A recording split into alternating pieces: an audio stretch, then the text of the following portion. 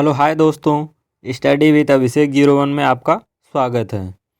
I hope कि दोस्तों आप अपनी रीड की तैयारी बड़े अच्छे से कर रहे होंगे। ठीक है, तो दोस्तों आज से हमारा प्रैक्टिस सेट जो है ये स्टार्ट हो रहा है हिंदी का। ठीक है ना, और यह प्रैक्टिस सेट है 1। ठीक है ना, और दोस्तों यह लेवल 1 और लेवल 2 दोनों के लिए है जो लोग हिंदी फर्स्ट लिए हैं। ठीक है ना, तो आज से दोस्तों हमारा प्रैक्टिस सेट चल रहा है, 15 दिन प्रैक्टिस सेट चलेगा। ठीक है ना, और इसके साथ साथ हिंदी के साथ साथ सीडीपी व सोशल साइंस का चलेगा। ठीक है ना, तो आपका 3 चलेगा और इस प्रैक्टिस सेट को आप लोग अटेंड करिएगा और कमेंट कर ज़रूर बताइएगा कि आपका इस प्रैक्टिस सेट में कितना नंबर आ रहा है। ठीक है ना, तो चलिए दोस्तों हम अपना वीडियो स्टार्ट करते हैं।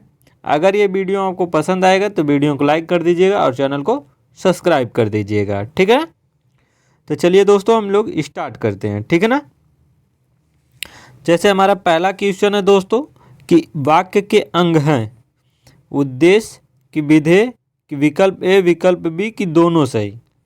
तो वाक्य के अंग होते हैं दोस्तों वह 2 होते हैं, पहला होता है उद्देश्य और विधेय दोनों होता है। ठीक है, तो इसलिए हमारा विकल्प हो जाएगा 3, ए और बी दोनों सही है। ठीक है, जो आपके उद्देश्य और विधेय होते हैं दोस्तों, ठीक है ना, तो उद्देश्य उसको कहते हैं जिसके बारे में बात की जाती है। ठीक है, और विधेय उसको कहते हैं दोस्तों जो बात की जाए। ठीक है ना, क्या हो, जो बात की जाए उसे हम विधेय कहते हैं। ठीक है, जैसे उदाहरण एक है दोस्तों कि रोहन जो है, रोहन कलकत्ता, ठीक है ना, रोहन कलकत्ता में रहता है। ठीक है, में रहता है, कौन रहता है, रोहन। किसके बारे में बात कर रही है, रोहन।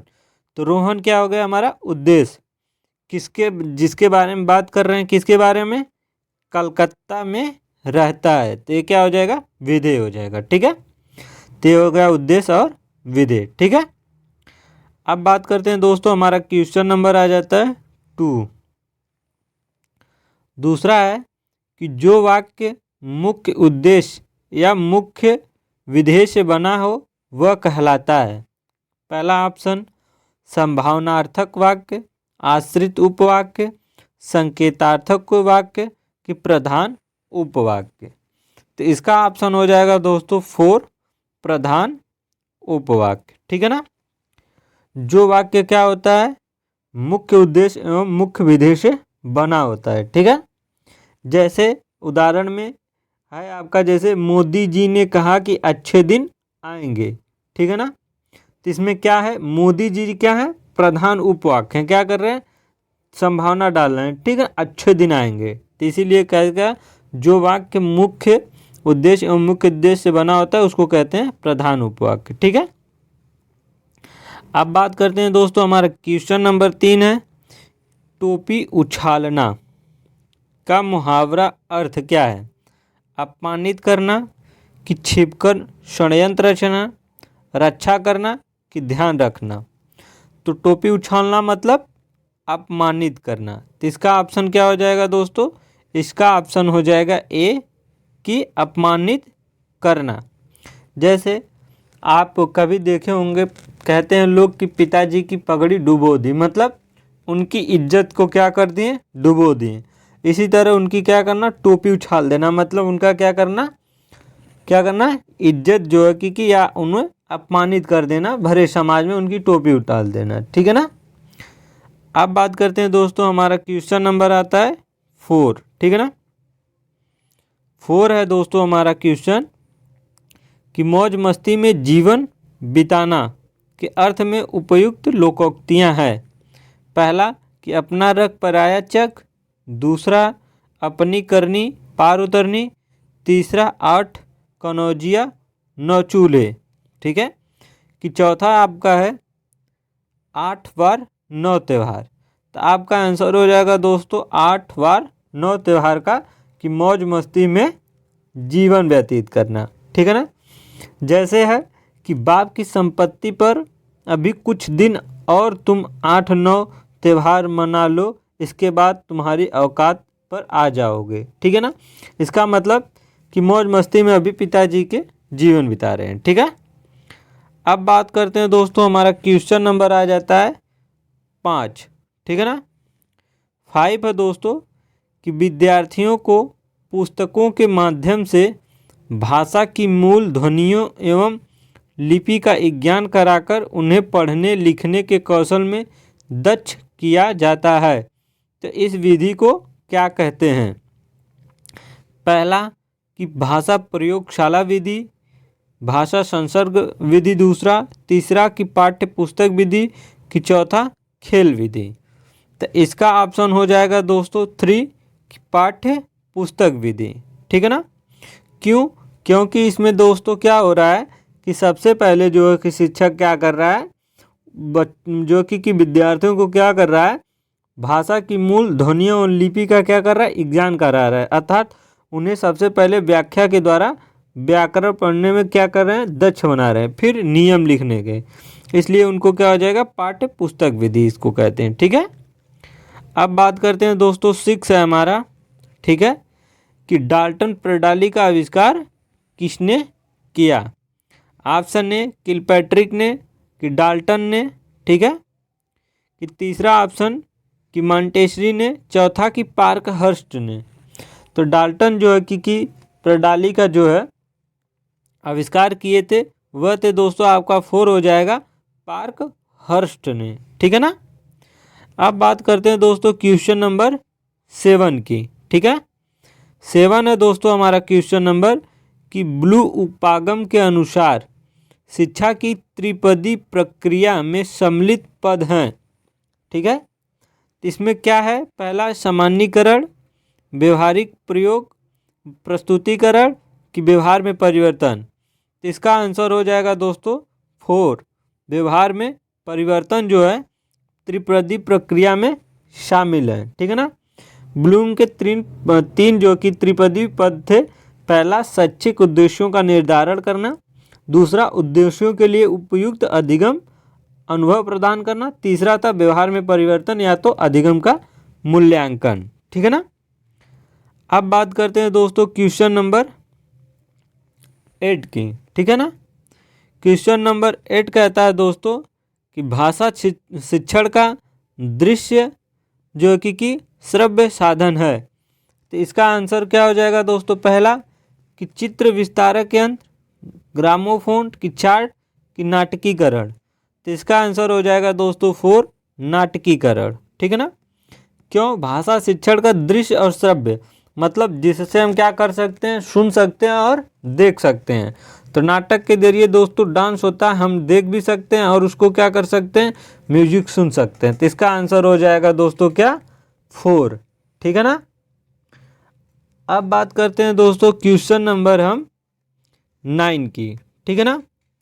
9 कहता है दोस्तों कि इनमें से पाठ्य पुस्तक के आंतरिक रूप में सम्मिलित जो कि तत्व नहीं है। पहला भाषा, विषय सामग्री, जिल्द की शैली। आपका कौन सा ऑप्शन होगा? तो ऑप्शन नंबर हो जाएगा दोस्तों आपका 3, जिल्द जो है यह पाठ्य पुस्तक के आंतरिक रूप में सम्मिलित तत्व नहीं है। ठीक है ना। अब आता है दोस्तों हमारा क्वेश्चन नंबर 10। ठीक है। क्वेश्चन नंबर 10 कहता है दोस्तों कि निम्नलिखित में से भाषा पुस्तकालय का लाभ कौन सा है? ठीक है। पहला कि कक्षा शिक्षण में पूर्ति, दूसरा स्वास्थ्य के लिए अवसर देना कि विकल्प ए विकल्प दोनों, चौथा इनमें से कोई नहीं। तो ऑप्शन हो जाएगा दोस्तों 3 कि विकल्प ए विकल्प दोनों सही है। जो पाठ्य पुस्तकालय का लाभ हो सकता है कि कक्षा शिक्षण में पूर्ति और स्वास्थ्य के लिए अवसर देना। ठीक है। अब बात करते हैं दोस्तों क्वेश्चन नंबर 11। क्वेश्चन नंबर 11 कहता है दोस्तों कि इनमें से मौखिक परीक्षणों का गुण कौन सा है? ठीक है ना। पहला है कि एक शिक्षक एक समय में एक ही छात्र की परीक्षा ले सकता है, अतः समय अधिक लगता है। दूसरा ऑप्शन है कि मौखिक परीक्षाओं को वस्तुनिष्ठ नहीं बनाया जा सकता। तीसरा है कि इन परीक्षाओं से परीक्षार्थियों को तीनों भाषाई कौशल सुनने, पढ़ने और बोलने का एक साथ मापन किया जा सकता है। चौथा है, इन परीक्षाओं से विद्यार्थियों के लेखन कौशल का मापन नहीं हो सकते। तो इसका आंसर हो जाएगा दोस्तों हमारा 3, ठीक है ना। 3 ऑप्शन हो जाएगा कि जो मौखिक परीक्षण होता है उससे हमारा क्या होता है, सुनना, पढ़ने और बोलने का एक साथ क्या हो सकता है, मापन विद्यार्थियों का तीनों हो सकता है। जिसका ऑप्शन हो जाएगा 3 सही, ठीक है ना। अब है दोस्तों क्वेश्चन नंबर 12।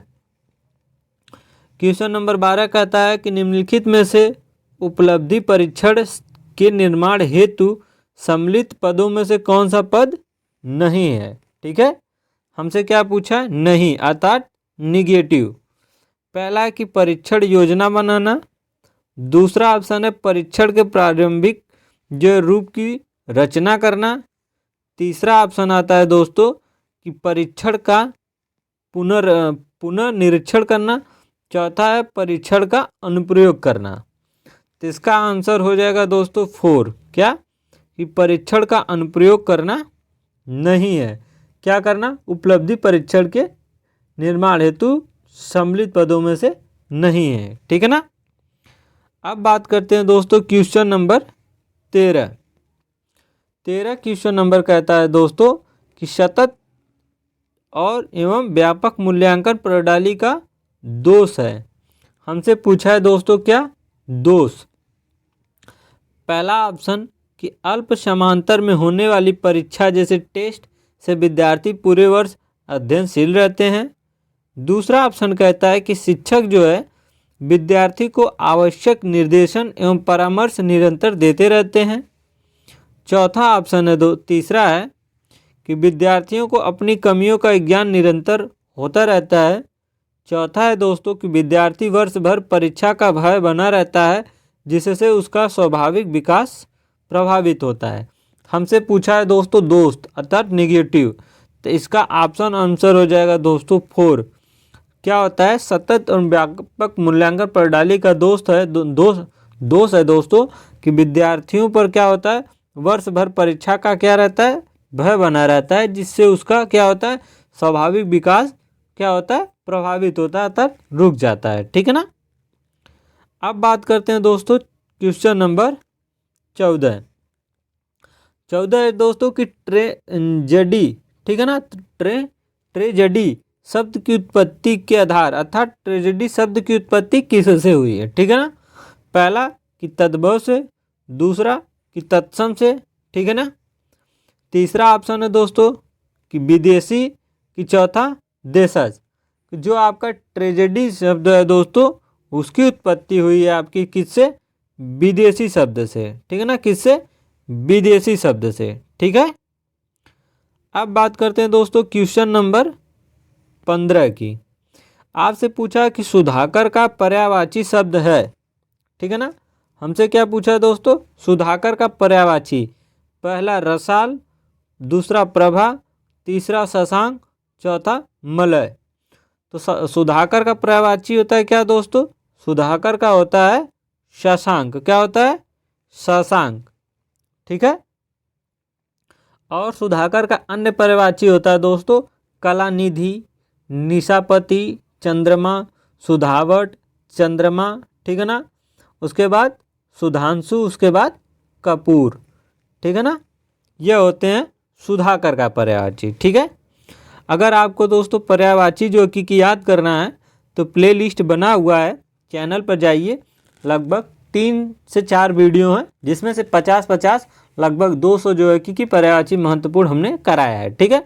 आप 200 उसी को याद कर लीजिएगा, आपको श्योर है कि उसी में से आपको देखने को मिलेगा परीक्षा में, ठीक है। उससे बाहर आपको नहीं देखने को मिलेगा, ठीक है। यह मैं पूरे विश्वास के साथ कह सकता हूँ, ठीक है। अब बात करते हैं दोस्तों क्वेश्चन नंबर 16 की, कि जिसकी संवेदना के रूप में अनुभूति हुई हो, वाक्यांश के लिए उपयुक्त एक शब्द। क्या कहा है, जिसकी संवेदना के रूप में अनुभूति हुई हो उसके लिए एक उपवाक्य क्या है। पहला प्रसूत, दूसरा व्यंजनाएं, तीसरा संवेदित, चौथा है दोस्तों संवेग, ठीक है। तो आपका ऑप्शन क्या हो जाएगा दोस्तों, तो आपका आंसर हो जाएगा इसके लिए उपवाक्य है क्या, संवेदित, ठीक है ना। जिसकी संवेदना के रूप में अनुभूति हुई हो उसको कहते हैं संवेदित, ठीक है। अब आता है दोस्तों क्वेश्चन नंबर 17। क्वेश्चन नंबर 17 कहता है कि आवश्यक शब्द का विलोम शब्द बनाने के लिए कौन सा उपसर्ग जो है कि उपयुक्त होगा। हमें क्या करना है दोस्तों, हमारे सामने है आवश्यक, ठीक है ना।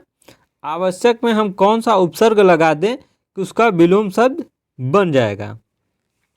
पहला अ, दूसरा अन कि अना, कि चौथा दोस्तों अन, ठीक है ना। अन में आधा अन, तो हम लगाएंगे दोस्तों, हमारा ऑप्शन हो जाएगा 4 अन। अन में दोस्तों जो है कि क्या करेंगे, आवश्यक शब्द में लगा देंगे तो इसका हो जाएगा विलोम।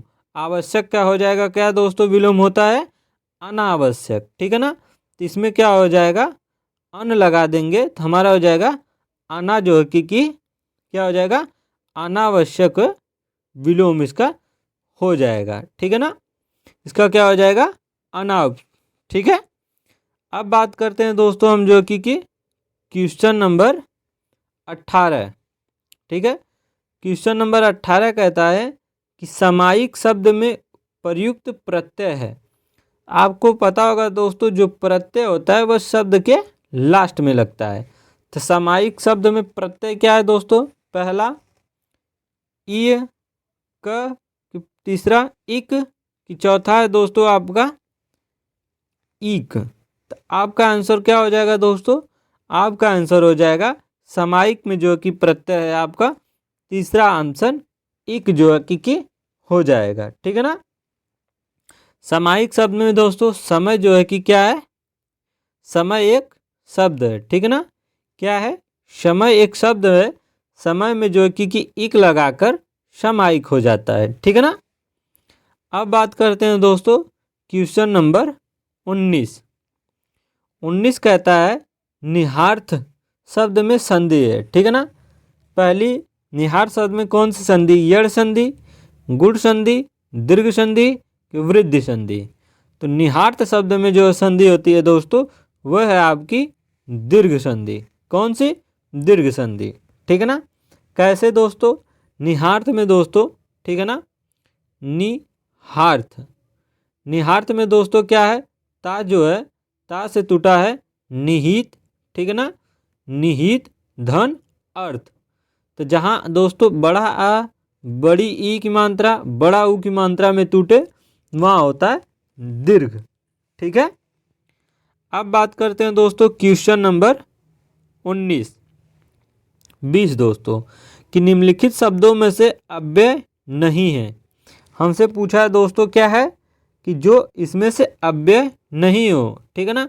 नहीं हो मतलब जो नहीं है, ठीक है। पहला अधिक, जब, पूर्व की रचना, तो इसमें कौन सा अव्यय नहीं है। तो जो रचना है दोस्तों इसमें से क्या है, यह अव्यय नहीं है, ठीक है ना। इसका आंसर हो जाएगा दोस्तों 4। अव्यय दोस्तों उसे कहते हैं, ठीक है ना। अव्यय एक विकारी जो कि क्या होता है, जिसमें लिंग, वचन, पुरुष कारक आदि की कोई भी कारण के होते वस्तु क्या हो उसमें दोस्तों परिवर्तन ना हो सके।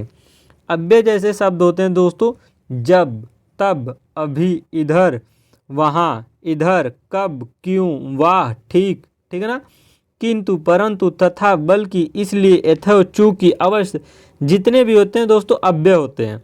अव्यय याद कर लीजिएगा दोस्तों, लिंग, वचन, पुरुष, कारक क्या हो इनके वजह से क्या हो उसमें परिवर्तन बिल्कुल ना हो, हूबहू डिक्टो वही जो हो उसी को हम लोग अव्यय कहते हैं, ठीक है।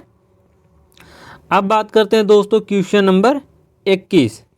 क्वेश्चन नंबर 21 है दोस्तों कि जो अनुसार शब्द में कौन सा समास है। पहला अव्ययी भाव समास, दूसरा तत्पुरुष समास, तीसरा द्वंद्व समास, चौथा द्विगु समास। तो आपको दोस्तों अनुसार में जो है कि कौन सा समास है हमारा दोस्तों पहला अव्ययी समास जो है कि अनुसार में जो कि समास है, ठीक है ना। अब बात करते हैं दोस्तों अनुस्वर। पहले अनुस्वार जो समास होता है दोस्तों अव्ययी जो है, ठीक है ना।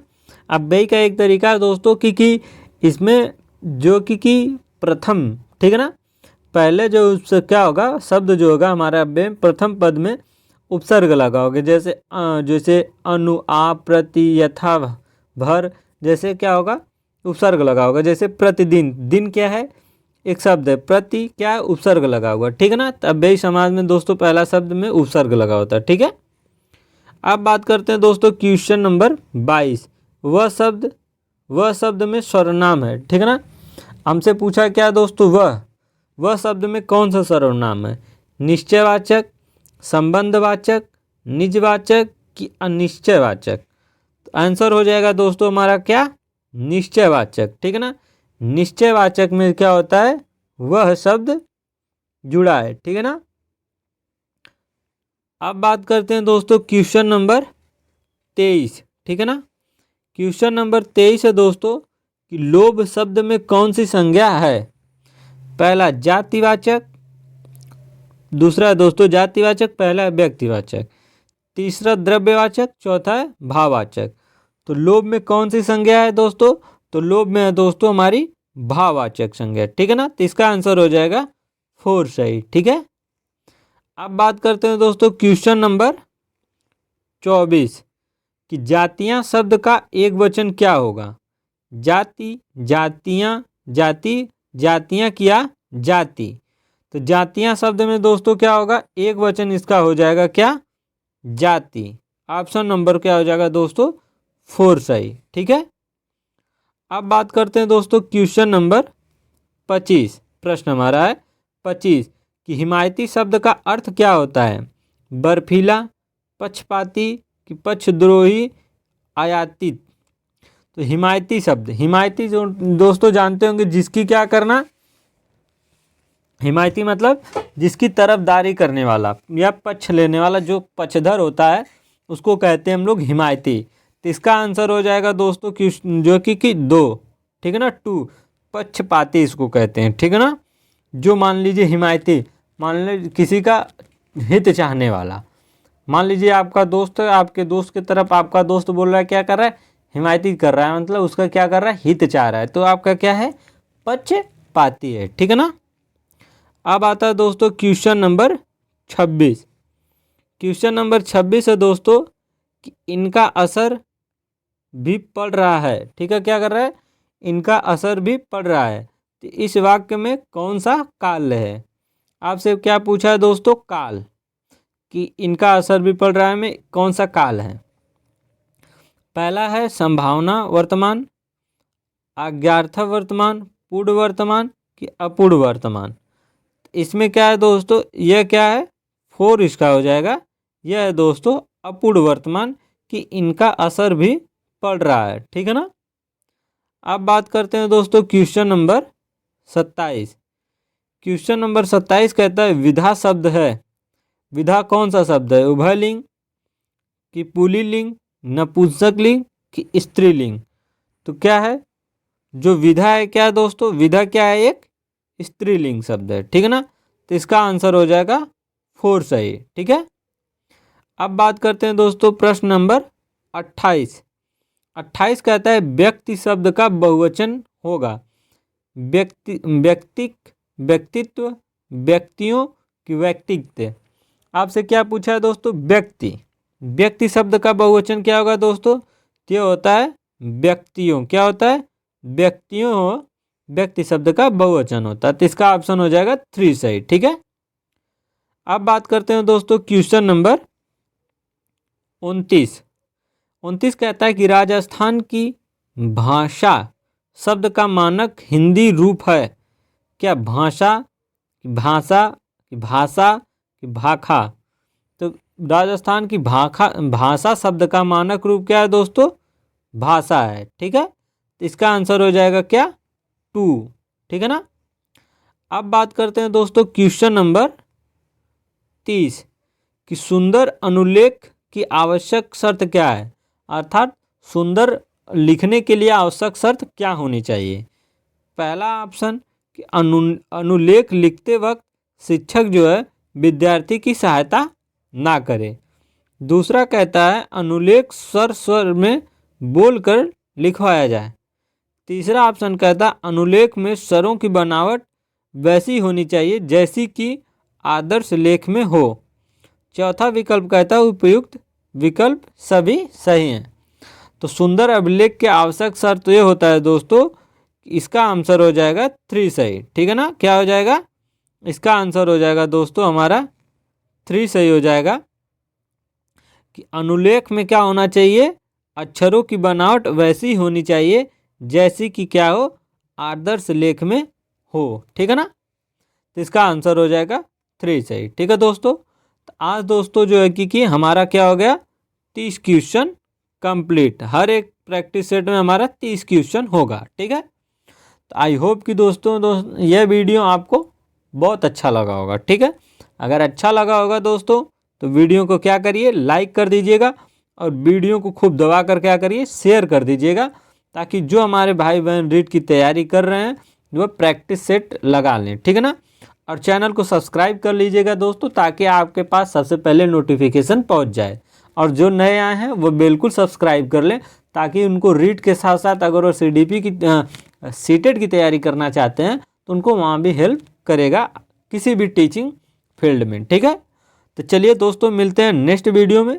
तब तक दोस्तों जय हिंद, वंदे मातरम। दोस्तों एक बार फिर से कहते हैं दोस्तों, चैनल को सब्सक्राइब जरूर करिए और कमेंट कर जरूर बताइएगा कि आपका 30 में से कितना सही हुआ है। ठीक है, तो चलिए दोस्तों जय हिंद, वंदे मातरम।